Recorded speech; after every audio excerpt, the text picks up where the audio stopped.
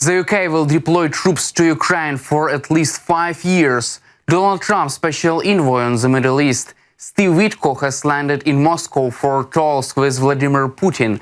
Meanwhile, the US can lose a trade war against China. So what is known about the UK's military planning over Ukraine, and why does Trump risk losing a trade war against China? As the Telegraph reports, Britain is considering deploying troops to Ukraine for 5 years. Military planners want to deployment to help train and reconstitute the Ukrainian army to prevent Putin from attacking Ukraine again. Peacekeeping force would be dispatched to Ukraine to initially deter Russia from another aggression. French military planners have argued that it is unlikely Putin would sanction another attack against Western forces inside Ukraine when his troops are only capable of seizing small amount of territory. French-led and British-led reassurance force would also offer to help protect Ukraine's skies and seas. But the main aim of the deployment would be to immediately start helping to train and rebuild Ukrainian armed forces to deter another Russian attack. As we know, the defense ministers of Coalition of the Willing held a joint meeting at NATO headquarters. This meeting was chaired by the British Defense Secretary John Healey. The participants of the meeting identified further priorities of the coalition, including safe skies, safe seas, peace on land, and strong Ukrainian army. British Defense Secretary John Healey emphasized that the Coalition of Willing seeks to establish lasting peace in Ukraine. Quote, "Our forces in Ukraine will become a decisive and reliable element of the security system, ensuring that any peace established as a result of negotiations will indeed bring what Trump promised, lasting peace for Ukraine." The leaders of the countries are currently working on the details of the military planning of the mission. Head of the British Ministry of Defense assures that the allies are serious about this plan. Meanwhile, President Trump's diplomatic envoy, Steve Witkoff, arrives in Russia to meet Vladimir Putin. This will be the third meeting between Witkoff and Putin as Trump tries to negotiate ceasefire between Russia and Ukraine.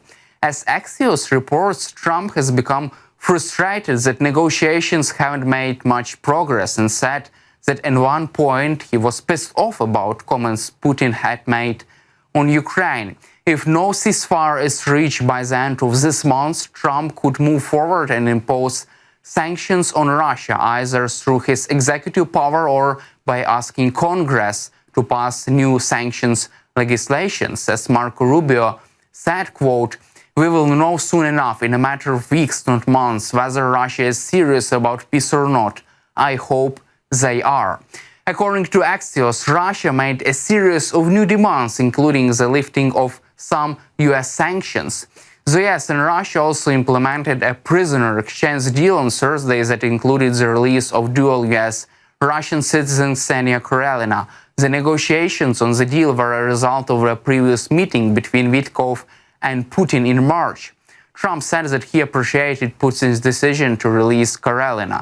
He mentioned UFC CEO Dana White told him she is also girlfriend of the UFC fighter and asked him to help in releasing her.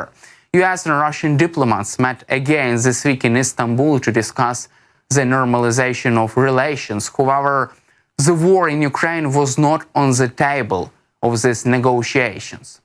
At the same time, US Ambassador to Ukraine Bridget Brink has decided to leave her post amid growing differences with Trump's administration, the Financial Times has reported. Ambassador Brink was under increasing pressure from senior Trump's administration, who doubted her willingness to support their strategy. The White House and State Department did not comment when asked about the political differences between Trump administration and Brink.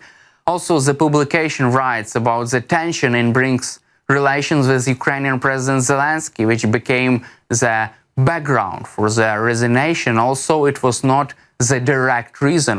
The tension between Brink and Zelensky became apparent last week when the Ukrainian president criticized Bridget Brink for her response to the Russian missile strike on Kryvyi Rih, which killed 20 people, including 9 children.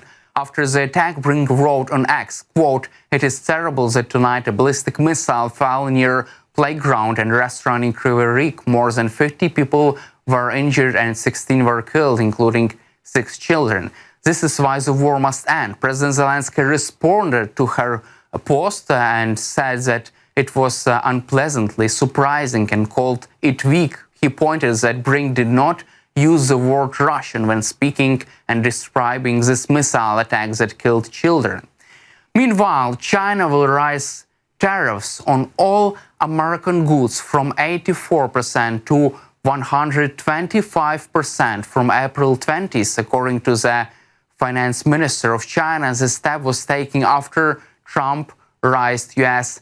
tariffs on Chinese goods.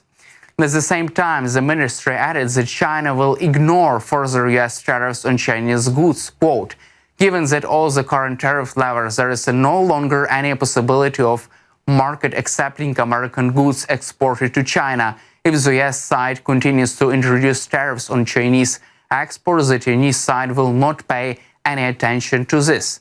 The day before, the White House clarified that the additional U.S. tariffs on imports from China as a result of Trump's latest decision are not 125%, but are 145%. At the same time, it seems like China has more chances to win the global trade war, according to The Economist. Chinese authorities are confident of their victory.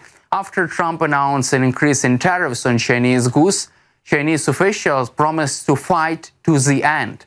They believe that they have significant leverage over the U.S., in particular control over fentanyl prosecutors and ability to help resolve the conflict between Russia and Ukraine. In addition, the vulnerability of American companies such as Tesla may also become another tool for pressure on the U.S.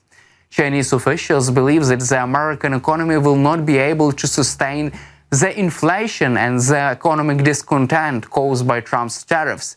They expect the U.S. will be forced to sit down at the negotiating table if consumer prices start to rise or employment decreases.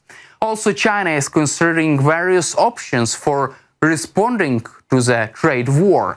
These include ending cooperation with the U.S. on fentanyl, banning imports of American poultry and other agricultural products, restricting the activities of American law firms, and reviewing intellectual property rights owned by American companies. Chinese experts are even considering restricting imports of American films or banning them together. If the trade war continues, China will have to face the reality of economic disengagement from the US, which is previously rejected as a way to punish China. Meanwhile, the Trump administration has begun implementing a plan to take control over Greenland, which is based not on a forceful scenario, but on working with the public opinion of Greenlanders. This is stated in the publication of the New York Times.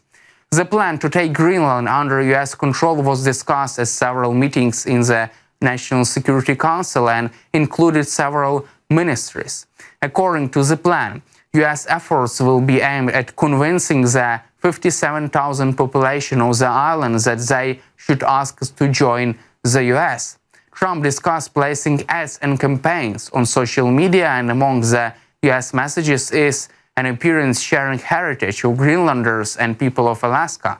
The Trump administration is also considering possible financial initiatives, such as annual subsidies of $10,000 for each resident of the island instead of $600 million in subsidies that Denmark provides to Ireland annually.